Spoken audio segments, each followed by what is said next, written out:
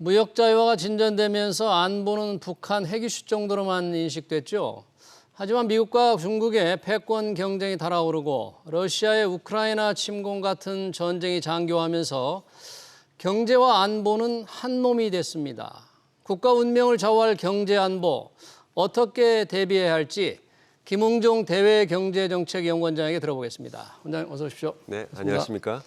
자, 요즘 뭐 경제, 안보 동전의 양면처럼 얘기가 되고 있는데 네. 역사적으로 이렇게 경제가 안보와 밀접하게 관련된 적이 뭐 있었습니까? 어떻습니까? 경제가 안보와 좀 관련이 있었던 게 사실 냉전 시대였죠. 그렇죠. 그때는 이제 안보를 위해서 경제가 다 희생을 하고 예. 교역이 안 됐으니까요. 아예 냉전에서요. 이제 그랬었는데 그 당시에 코콤 체제라고 있었습니다. 코콤이라고요. 우리 나이 드신 분들은 아시는데 네. 공산권에 대한 수출 통제 정책이었죠. 예. 그게 있었는데 그게 이제 냉전이 물러나고 나서 그러면서 1996년도에 와서 네. 바스나르 체제로 이제 변화가 됐습니다. 그러니까 과거에는 공산권에 대해서 수출을 통제했는데 예. 이제 그것이 아니라 공산권뿐만 아니라 공산권 없어졌죠. 예. 이게 아니고 어떤 문제가 있는 국가들 또는 전략적으로 여기는 좀 교전 중인 국가라든가 예. 이런 국가들에 대해서 어떤 통제를 해야 된다는 이 바스나르 체제가 도입이 됐고요. 네. 그것이 이제 오면서 그 전에 이미 핵물질에 대한 통제라든가 그다음에 생화학, 생물 무기에 대한 통제라든가 또 미사일 기술에 대한 기술 이전 통제라든가 뭐 이런 예. 것이 있었습니다. 그러니까 이것이 경제 안보가 사실은 수출 통제하고 똑같은 말은 아닙니다. 경제 안보는 훨씬 넓은 개념이고요. 네. 그렇지만 그럼에도 불구하고 이와 같이 경제 안보의 일부분이 되는 것. 다시 말해서 경제가 경제에 의한 어떤 안보에 해당하는 그런 분야가 계속 발전되어 왔고요. 예. 그러나 그것이 가장 문제가 되기 시작한 것은 뭐 한 지난 10년 정도라고 봐야겠죠. 네. 예. 그런 것들은 아무래도 중국의 부상, 그에 따른 미국과 중국의 어떤 경쟁의 심화 아니겠습니까? 네. 그런 이른바 G2의 패권 경제 이렇게 계속될 경우에는 우리가 지금 겪고 있는데 어떤 산업의 공급망 문제, 계속적인 위험 요인이 될 수밖에 없는 거죠, 그러면? 사실 이제 어느 한 나라에 공급망을 다 의존하고 있다는 건 사실 대단히 위험한 겁니다. 그러니까 그 나라의 어떤 뭐 전략적 의도만을 예. 얘기하는 게 아니라 혹시 그 나라에서 문제가 생기게 되면 예. 자연재해가 난다든가 이제 그런 문제가 있죠. 근데 이제 중국이 2001년도에 WTO에 가입하고 나서 전 세계의 공장의 역할을 해왔었고요. 예. 근데 2008년 9년도 이후에 이제 과거에 그 등소평이 제안했던 그 이제 도광양회 도광양회. 그 전략을 폐기하고 그러면서 이제 앞으로 나가서 전면적으로 나서자라고 하는 게 이제 시진핑 주석 때 들어왔었고요. 예.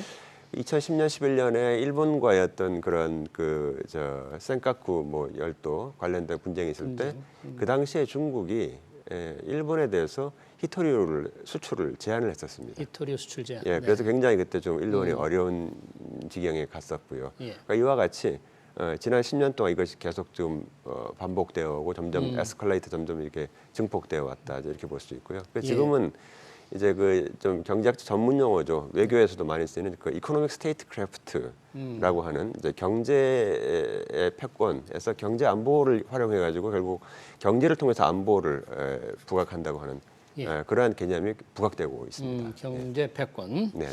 관련해서 얼마 전에 바이든 대통령 방한에서 우리가 참여를 하게 됐는데 인도 태평양 경제 프레임워크 우리가 가입한다고 했는데 결국 이게 이제 중국의 어떤 견제 때문에 미국이 이제 주도하는 거 아니겠습니까? 인도 태평양 경제 프레임워크. 지금 현재 상황은 어떻습니까, 이게?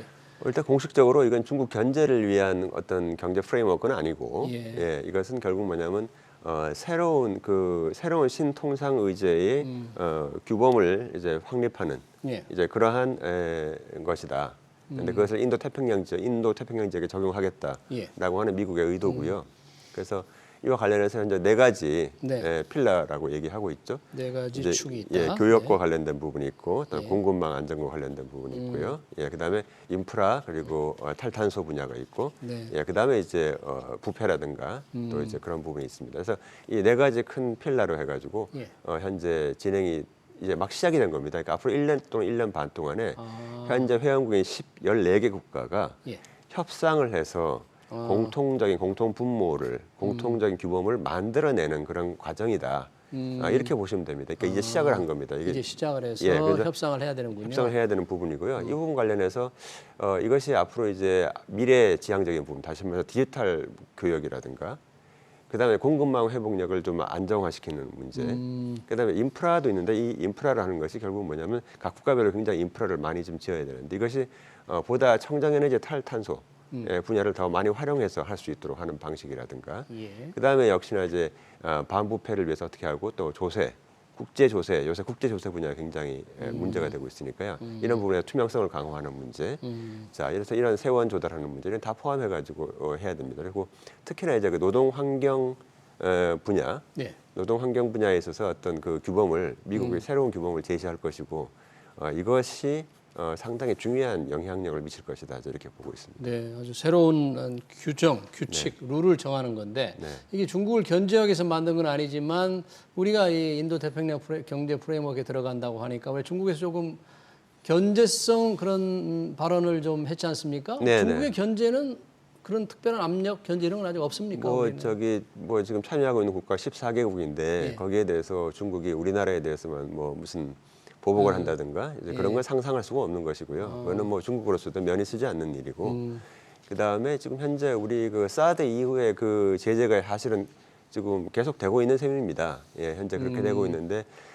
중국이 현재 어떤 추가적인 어떤 제재를 통해 가지고 한국에 대해서 압박하는 것이 굉장히 어려운 상황이고요. 그렇게 되면 자기들도 굉장히 이렇게 손해를 봐야 되는 이런 상황입니다. 그래서 네. 그렇기 때문에 지금 뭐 굉장히 많은 국가들이 같이 참여하고 있고 또 실체가 없는 것이기 때문에 결국 이것에 대해서 중국의 보복이라다 이것은 좀 너무 나간 거, 너무너무 나갔다. 나가도 아주 많이 나갔다. 그래요? 예, 이렇게 보고 있습니다. 그러니까 중국이 보복하거나 압박할 어떤 명분도 없고 실제 하기도 어렵습니다. 어렵다. 네네네. 우리가 너무 걱정할 필요가 예, 없다. 예, 예. 상당히 그런 부분들에 이제 언론 보도가 많았었는데 원장님 그렇게 보시는군요. 지금 우크라이나 전쟁으로 인한 글로벌 공급망 어떤 훼손, 파괴 이런 게 많지 않습니까? 네. 이럴 때 국가 전략은 어떻게 세워야 할까요? 우크라이나 전쟁으로 인해서 사실은 경제 안보의 범위가 훨씬 넓어졌죠.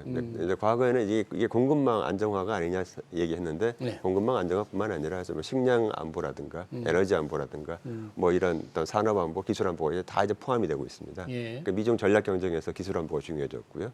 그래서 이렇게 굉장히 많은 여러 가지 안보와 관련된 부분이 많이 있기 때문에 이 부분 결국 정부가 나서야 될 부분이 많습니다. 결국 안보의 문제이기 때문에요. 과거에도 국방과 안보, 외교는 전부 중앙정부가 하지 않습니까? 그래서 경제 안보는 분명한 것은 이건 안보 이슈입니다. 안보 이슈이기 때문에 이건 정부가 나서야 되는 것이 맞고요. 그다음에 근데 그 내용이 경제입니다. 내용은 경제입니다. 그러니까 안보 이슈인데 내용은 내용은 경제이기 때문에 결국 그 다루는 것은 경제적인 해법으로 풀어야 됩니다. 그럼 예를 들어서 뭐 보다 많은 비축 시설을 한다든가 예. 아니면 동맹들하고 같이 해서 긴밀하게 협력해서 공급망이 안정화될 수 있도록 한다라든가 또 어떤 특정 국가에 현재 의존하고 있는 어떤 부분이 있으면 그걸 갖다가 대안을 미리 찾아놓는다라든가 네. 뭐 이런 식으로 해서 아니면 두 나라 같이 해서 제3국에 진출할 수 있는 어떤 방안이 있을 것입니다. 그래서 이렇게 한다든가 해서 미리 준비를 하고요. 그다음에 내부적으로 봤을 때는 이제 우리 그 정부 내에서도 이런 여러 가지 그 안보와 경제 안보 관련된 이슈를 총괄할 수 있는 그런 강력한 그런 사령탑이 필요하다. 이제 그거를 이제 계속 제가 말씀을 드려왔습니다. 지금 방금 말씀하신 대로 정부가 내부에 경제 안보를 총괄할 사령탑이 필요하다고 그랬는데 윤석열 정부 경제 안보를 강화하고 있는데 조직을 어떻게 그렇게 좀 운영을 하고 있습니까? 지금? 예, 그 굉장히 다양스럽게도 예. 또 이제 경제안보 비서관이 또 새로운 직이 생겼고요. 여기서 이제 경제안보 비서관실에서 모든 걸 다 조율을 하고 있는 현재 그런 상황이기 때문에 예. 지금 보면은 외교부에서도 경제안보 외교 센터가 만들어졌고요. 예. 그러니까 기재부도 추진단이 만들어져 있고 예. 산업부는 당연히 이제 그 공급망 관련된 이슈이기 때문에 당연히 그건 만들어 놓고 해서 여러 부처에서 좀 하고 있는 건데 이 여러 부처에서 하는 것을 겹치니까 하지 마라 이렇게 하면 안 되고요. 각 부처마다 다 장점이 있습니다. 그러니까 같이 하고 그 위에서 이제 대통령실에서 전체적으로 조율하는 방식이 가장 바람직한데 예. 현재 그 방향으로 나가고 있다. 대통령실 경제안보실에서 그렇습니다. 예. 지금 대외경제정책연구원도 이 대외경제정책에 관련된 종합적인 연구를 하는 곳인데 경제안보 전략실을 만들었다는 예. 뉴스를 봤어요. 예. 어떻게 운영하는 겁니까, 조주석? 저희가 이게 갑자기 만든 것은 아니고요. 과거에 저희가 2019년에 그 일본의 그 수출 규제 예. 있었죠. 예, 그때부터 그렇죠. 해서 이제 그 부분을 갖다 좀 보기 시작했고 태스크포스를 만들었고 작년에 이제 저희 경제안보 태스크포스를 만들었습니다. 사실 이미 만들어서 왜냐하면 저희가 대외경제 전반을 보고 있고 경제안보라는 것이 단순히 공급망 이슈가 아니라 대외경제 전체에 영향을 미치는 것이기 때문에 사실은 저희 연구원이 가장 적합한 연구원인 것이다 생각을 했고요. 예. 그래서 이제 작년부터 경제안보 TF를 만들었고 올해 들어와서 경제안보 연구 자문회의라든가 경제안보 전문가 풀을 만들고 이런 과정에서 상설기구로 경제안보 전략실을 만들었고요. 여기 산하에는 이제 경제안보 팀도 있고, 예. 그다음에 글로벌 전략 팀도 있고, 글로벌 전략. 그다음에 사실은 북한 문제도 저희가 통일국제협력 쪽도 결국 이제 공급망 이슈라든가 경제안보 관련된 부분을 봐야 될 부분이 있기 때문에 통일국제협력 중도 마찬가지로 경제안보 차원에서 봐야 된다. 네. 대북 정책도 네, 그렇게 네. 해서 그런 식으로 세 개의 팀으로서 이렇게 발족을 했고요. 갑자기 뭐 새로운 걸 하는 것은 아니고 예. 지금까지 해왔는데 이걸 좀 종합적으로 잘 볼 수 있는 그런 실란위로 만들었습니다. 경제안보 연구를 좀 전략과 연구를 좀 더 강화하고 네. 있는 거네요. 네네. 지금 이 경제안보 여러 가지가 있지만 우리가 볼 때 첨단 기술도 굉장히 중요한 안보 같은데 기술 유출이나 탈취를 막기 위한 그런 대책은 좀 어떻게 세워야 할까요? 이거 몇 가지 좀 방안이 있을 것 같은데요. 예. 첫 번째는 이제 일단 그 기술 유출에 대한 처벌이 강화돼야 된다는 겁니다. 왜냐하면 기술 유출을 하게 되면 그 기술 유출을 한 당사자나 예. 또 유출된 기술을 받는 국가의 경우는 엄청난 이익이 있습니다. 그런데 그에 비해서 처벌이 약하기 때문에 그런 상황에서 계속 기술 유출이 일어날 수밖에 없습니다. 그래서 일단 처벌이 굉장히 강해야 되고요. 처벌을 강화해야 되고요. 두 번째는 이제 특허제도 좀 손을 봐야 되는 게 예. 특허는 우리가 지금 현재 특허를 등록하면은 예. 공개가 되고 그러나 이제 보호를 하는 이런 방식이거든요. 그렇죠. 그러면 공개되는 게 싫으니까 특허를 신청을 안 합니다. 그죠? 기업들이요. 안 한다. 근데 공개되니까. 안 하고 이제 그걸 이제 말하자면 이제 주머니 속에 집어넣고 있는데 그러다 혹시라도 또 이제 누가 누출을 해버리게 되면 엄청난 손해를 보는데 예. 지금 이런 것을 막기 위해서 각국은 이제 비밀 특허 제도를 많이 도입하고 있습니다. 비밀 특허제 공개하지 않는. 공개하지는 않고 그러나 특허로 보호받을 수 있도록 이런 인정받고. 식으로 하거든요. 그래서 예. 우리나라도 이런 부분을 훨씬 더 이제 강화시켜 가지고 예. 비밀 특허제도를 좀 더 활성화시켜서 이런 기술과 관련된 기술 안보를 굉장히 강화할 수 있는 그런 분야를 해야 되고요. 우리나라의 그 이제 정부 조직이라든가 아니면 이제 국가정보원이라든가 이런 것도 이 그 기술 안보 관련된 부분 이런 부분은 특히나 좀 더 신경을 쓰고 네. 인력과 예산을 더 배정해야 되는 거 아닌가 이렇게 생각하고 있습니다. 네, 비밀 특허제도 조금 강화해야 된다는 말씀이 귀에 들어오네요. 요즘 뭐 오늘 물가가 발표됐습니다만 고물가, 환율 최근 안정되지만 환율 굉장히 올라가 있었고요. 또 저성장도 걱정이 되는데 이런 경제 안보 측면에서 본다면 지금 경제 상황 어떻게 평가할 수 있을까요? 일단 지금 현재 경제 안보 대외 경제 상황을 보게 되면 공급 측 충격이 계속되고 있고 예. 그래서 생산자 물가 지수가 굉장히 높은 상황입니다. 이제 그것이 소비자 물가 지수로 이제 전이되는 데는 조금 시차도 있고 하지만은 예.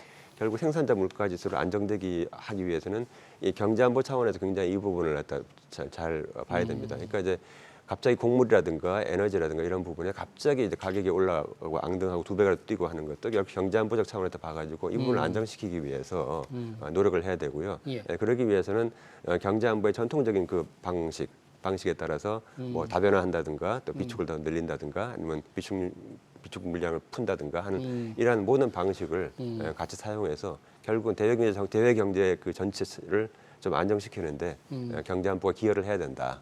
이제 그렇게 볼 수가 있겠습니다. 네, 잘 들었습니다. 경제 안보의 중요성, 대책에 관련된 얘기 잘 들었습니다. 지금까지 김웅종 대외경제정책연구원장이었습니다. 네, 고맙습니다. 예, 감사합니다.